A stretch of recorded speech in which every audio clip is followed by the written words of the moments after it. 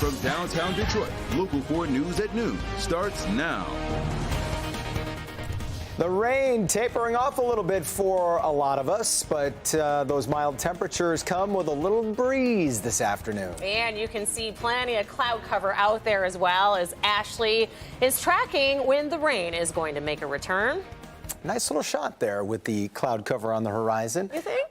Yeah, I do. Good to have you with us at noon, everybody. I'm Jason Colthorpe. And I'm Rhonda Walker. Let's get over to Ashley and see what's coming our way, because it could get a little dicey around here. Yeah, and the winds are already whipping out there, but we're in that lull that we expected today, where we would have a good dry slot throughout the day with overcast skies, mild temperatures, but windy conditions. So that warm front that pushed through this morning now well off to the east in Toronto, still stretching down into the Gulf states. It'll be the secondary front attached to this system, which is a cold front, that will trigger the possibility of some strong to severe storms, maybe just in time for the evening drive. But right now, exact track 4D, dry across southeastern Michigan. We are picking up some reflections off just north of Lansing, where we have some light showers across that area. But that's not even really the main part of that line that'll roll through this evening. So 53 right now at Metro Airport, same in Ann Arbor, 50 in Lapeer, 54 in Monroe, with winds that are about 15 to 25 miles per hour. I mean, look at this camera. You can just see how that wind is shaking out there. And then you factor in the gusts that are upward of 30 to even 35 miles per hour across a good portion of Metro Detroit.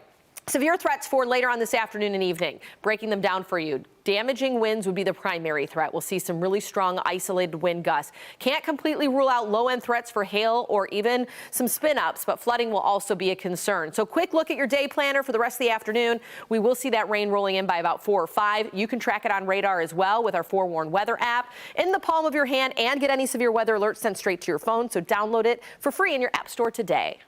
All right, Ashley. We have been counting down the days until the NFL draft arrives in Detroit for 300 plus of those. At least a couple of years now. It feels like forever. It's expected to draw huge crowds and a lot of money. We were talking about hundreds of thousands of people and a huge economic impact. It's 1 month away, and the city of Detroit is giving us an idea of how it's preparing. Let's get to Rod Maloney. Well, good morning, Rhonda. Jason, you know, when they say on the draft, like the Lions are on the clock, the city of Detroit is now on the clock. Just 30 days. Take a look here. They've got the sidewalk blocked off because they're taking down the street lights here in downtown Detroit. We're at the Cadillac Square, by the way, over by the old Hard Rock Cafe. Take a look. This tent is where they had the press conference today. The reason they did that is because this is going to be ground zero for the draft. It's going to be where the actual announcements will be, where the players are going to be coming out, the red carpet and all of that. And so they're getting us ready. But let's go up to Drone 4 and get a look at the neighborhood, because essentially what they're going to start doing on Friday is shutting down the streets in the entire area. And so we're talking about Campus Martius Park, Cadillac Square, formerly the Monroe Midway, and also Hart Plaza. But phase one is going to be a situation where they're going to be closing Randolph Street from Macomb to Fort, then Farmer Street between Randolph and Bates, Bates Street from Farmer to Randolph and Bates. And so all kinds of things they were talking about this morning in terms of the draft. And what everybody should know is that it's going to be free for everybody. And there are going to be places that you need to download an app and then show a QR code to get into. And it's better to do that, you know, to show up in the morning with your QR code, because it's likely to fill up. But one of the things that they also want everybody to know is that it's not going to be like separated on Belle Isle. They're going to do it in downtown Detroit, and that was done very deliberately because apparently they've gone and checked out and seen other cities that had problems with their draft, and the city wants to get this right. So let's hear from Mayor Mike Duggan about why they chose to do it this way, incorporating it all into downtown Detroit. We chose a far more complicated approach because we think the long-term benefit to this city, to have people, our 3 or 4 or 500,000 visitors, see the streets of Detroit, walk the River Walk, the USA Today says is the best in the country, to have them experience that, we decided was worth it. Now, April 29th, you'll tell us whether that was a good decision or a bad decision, but it was a courageous decision, and I would not have made it if it hadn't been for all the people up here pitching in. Now, one of the great things about all of this is that the Lions have come on. They've become a national thing, and now the idea that coming to Detroit isn't that frightening, scary thing that it used to be, like, say, back in the Super Bowl back in 2006. And that's what they kind of want to focus on here, is that there's so much to see here, so much to enjoy here, and that it would be encouraging for everybody, whether in Metro Detroit or even from around the country, to be down here. They're expecting 500,000 people here. We have so much more. We're going to be linking all of this on clickondetroit.com, but we'll have more about the specifics of this coming up on Local 4 News at 5. Reporting live downtown, Rod Maloney, Local 4.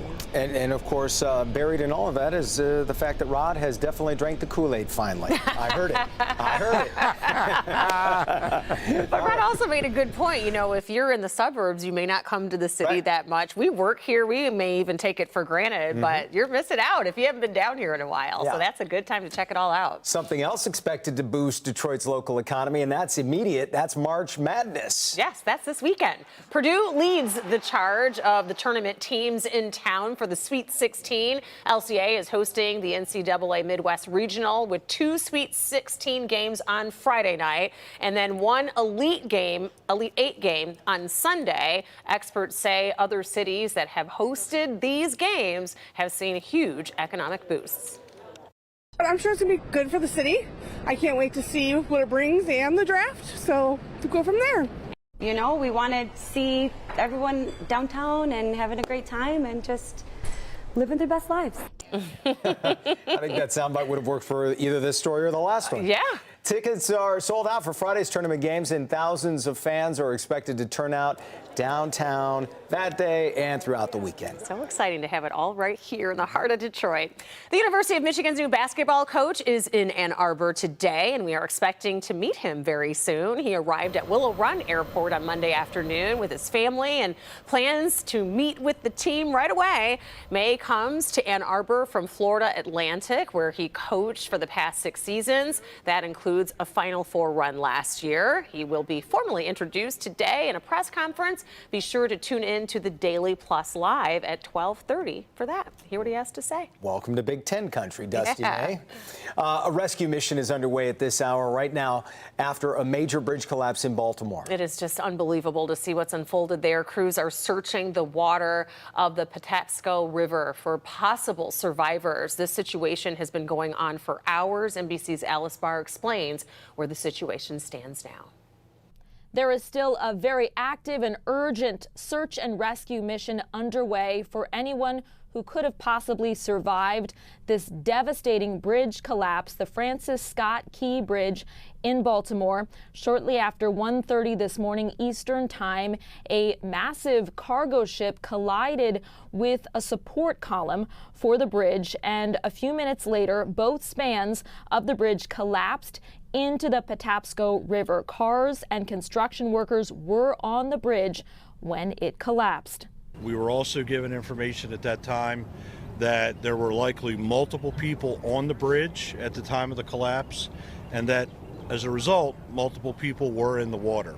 Fire officials say they have rescued 2 people so far. One was not injured. The other is in serious condition. Dive teams from state and local departments as well as the Coast Guard are on the scene searching for at least 7 people. The firefighters there say that number has fluctuated, but at least 7. Witnesses say they heard a loud bang shortly before the collapse. We have to be thinking about the families and people impacted, folks who we have to try to find and save. This is what our focus should be on right now. This is a major part of the Baltimore Beltway, I-695. There are a lot of questions about how this could have happened, how it's going to affect traffic, and what could be coming over the coming days. But for right now, the focus is on search and rescue, is on those families. We have learned that some family members of construction workers who were apparently on the bridge have gathered nearby, waiting for information. In Washington, I'm Alice Barr. Back to you. All right, Alice, we appreciate it. Wayne County prosecutors have arraigned an Ecorse man on more than a dozen charges in the assault of a 13-year-old girl.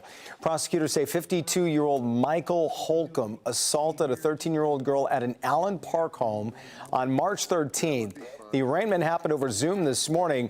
Holcomb faces criminal sexual conduct, unlawful imprisonment, and assault charges. He's also facing separate charges in the assault of two elderly women in Dearborn, where he was arrested. Holcomb being held without bond and is due back in court April 1st for a probable cause conference.